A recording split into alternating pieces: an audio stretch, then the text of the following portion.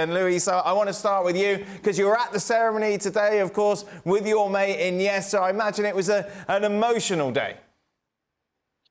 Yes, Danny was very emotional. He was surrounded by the family, by friends, former teammates, everyone though is being linked to him in his career, and really he was very, very emotional. But he did a fantastic job. He's been always a very quiet person, very just down to earth, and never spoke louder than anyone. And today it was fantastic because he was on his own, just trying to lead his career. He went through every single step during those years since he started playing football in Albacete, in a very small village in Albacete, arriving to Barcelona, how difficult it was for him to leave the family. The family went back to Albacete and he stayed in La Masia. And then to the end when he left Barcelona after winning every single trophy that he could win. And, tried to run different challenges in Japan and also in the Emirates. So I think it's a fantastic moment for everyone. I think a special moment for him. And definitely he's going to be a player that he's going to be very missed on the pitch. Luis, you were at Barcelona, of course, together. When you first saw him on the pitch, did you know how special he was? I think that you realize we saw how special it was Iniesta since a very early age. I think that it was a very small tournament that he became a name, a very little player from 12 years old that he was just shining in that small tournament. And everybody started talking. Barcelona straight away tried to look after him because he was a player that he was small, not very strong. He was needed being looked after, and he was developing slowly. But in the moment that at 16 had his first call to play for the first team, it was quite shocking to see a player who, when he was on the ball, he was different. I think they make something so easy or look easy, and the things that for many of us it was very difficult. So in the end, we knew that he will become a good player, but definitely it was a very, very special one. It's interesting you're talking about him having his feet on the ground, you know, very grounded throughout his career, Luis. Obviously, not many people have scored the winning goal in a World Cup final, yet you feel that he doesn't let that define him and he's not the sort of person, say, a Frank Leboeuf, who would mention it every day. Yeah, and he had mentioned of the World Cup, and the moment that he was talking about it, he wasn't talking about himself. He said that, I was there because it was my moment I was the one who scoring the goal, but it was the whole supporter of Spain, all the players, even the players who, because let's not forget, Spain became a strong team, a national team when they started winning 2008, 2010 and 12, the European competition, but there were many, many important players who were winning the jersey of Spain and he didn't have the chance of winning a trophy. So he was mentioning all of them. He went trying to recall all of them and make them important. So that's what he is. He's always been a player who gave everything for the team, everything for the teammates. And, I think that he's been a great and big player, but even a bigger human being. Nobody came to my ceremony when I retired.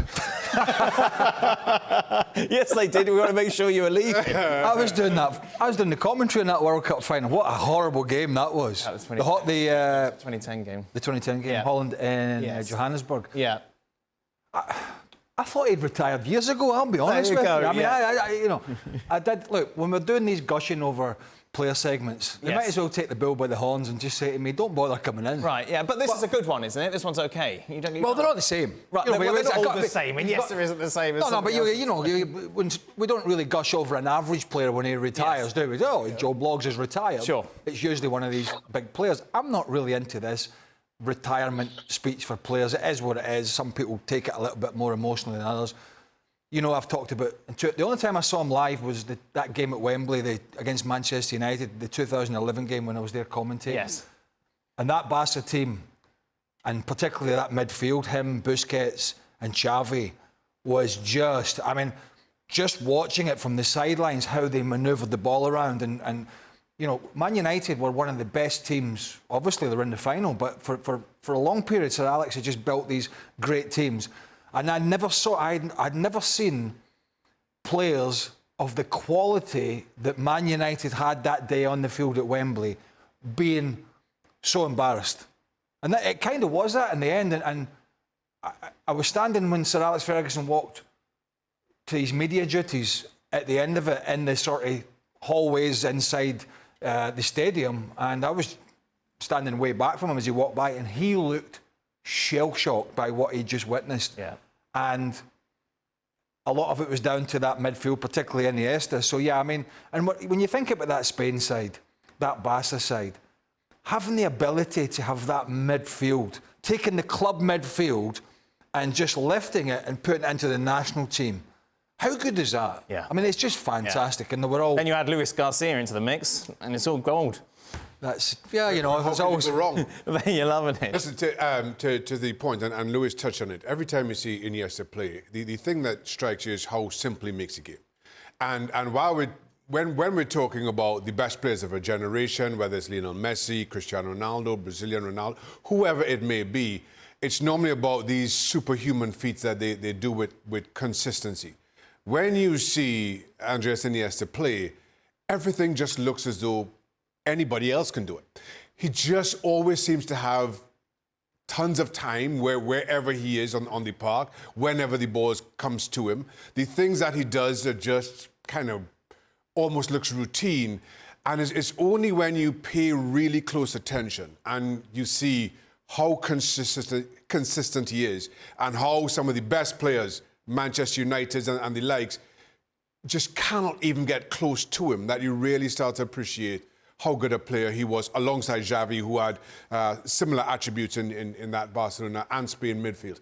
I think, again, which is what made him so likeable as a player, because made you feel like you could do it. So Alex said, I think he was quoted as saying, and I don't know if it was Xavi or Iniesta, but I think it was Iniesta, I might be wrong. He said the big mistake he made, or one of the big mistakes he made in that game, he should have put Ji-sung Park on Iniesta to man mark. But then he should have put Ji-sung... He needed 3 Ji-sung Parks. He needed one on Busquets, one on Iniesta, and one on Xavi.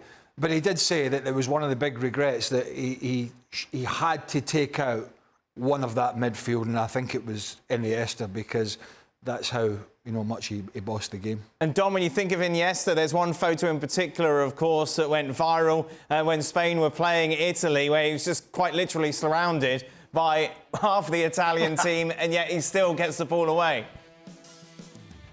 Yeah, it's like the Maradona picture, isn't it? I mean, he's probably the reason why I fell in love with Spanish football. I watched it well before Iniesta, but I remember as a player, I never missed a Clasico because of that midfield that Craig's talking about. He was just a very unassuming player. He made the game look very easy.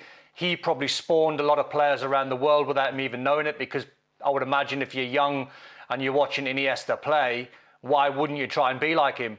So he probably doesn't even realise the legacy that he's left behind. And I'm really I'm hoping that we end up talking about him in years to come and we don't forget about him. Him like Luka Modric as well, like another one where these guys are so good and so technically gifted and make the game, as Shaka said, look so easy, even though it's not. It's the balance that you add to the ability. It's the character of the player. Most sort of players retire, they've always got a flaw. You go, well, he got too many red cards. He wasn't very good at this. He wasn't very good at that. There was nothing that Iniesta couldn't do. He was just amazing at everything. And he probably, playing for a team and being a team player alongside the excellence, probably made him so good. We'll never forget about him, Don, don't worry, these players. International week, that's why. Exactly. And by the way, hey, I thought you fell in love with Italian football. Not Spanish. You don't have chop and change to suit you. Expensive pays the bills, isn't it? It's Saudi Arabian football at the moment. Saudi, Spanish, Italian. You're not wrong. Luis, what next for Iniesta? You can't imagine maybe with his personality that he's going to go and take over somewhere and coach? Well, actually, I think that this farewell was trying to appoint it to that. He mentioned that right now it was the moment to make the change, to start learning things. He's in a continued learning process. He's starting with the budget. He's got a different academy, different clubs that he's been involved. But I think he left a little bit a piece of saying a message to everyone, because there was a lot of media covering the event. To mention that he's looking forward to the next step, that he's learning, that he's going to have to do a lot of things, but he would love to be a manager. And, well, I think it's the small step, baby steps right now, but we might see Andres Iniesta very soon, maybe managing a team in Barcelona or somewhere else. Luis, when you were there, when you were next to Xavi, did you say that Hansi Flick's doing well, isn't he?